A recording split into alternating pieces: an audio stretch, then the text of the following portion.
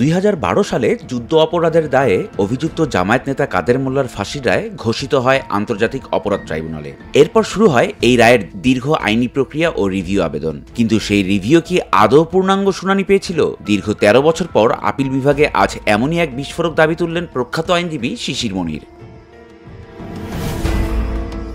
আজ মঙ্গলবার প্রধান বিচারপতি ডক্টর সৈয়দ রেফাত আহমেদের নেতৃত্বাধীন আপিল বিভাগের 7 বিচারপতির বেঞ্চে এক গুরুত্বপূর্ণ মামলার শুনানি চলাকালীন সময়ে সেখানে আইনজীবী শিশির মনির জোরালো কণ্ঠে বলেন, কাদের মোল্লাকে রিভিউর এক সংক্ষিপ্ত রায়ে ফাঁসি দেওয়ার ঘটনাটি উপমহাদেশে একেবারেই নজিরহীন।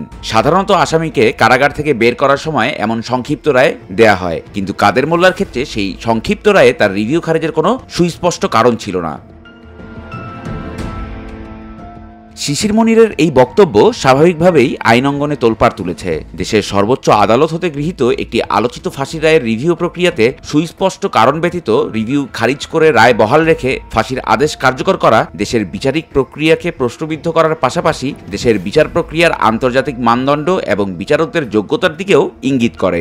বর্তমান প্রেক্ষাপটে কাদের মোল্লার রিভিউ প্রক্রিয়ার এই নতুন দিকটি সামনে আসায় আইনি ও রাজনৈতিক মহলে কী ধরনের বিরূপ প্রতিক্রিয়ার সৃষ্টি হয় সেটি এখন চিন্তার বিষয়।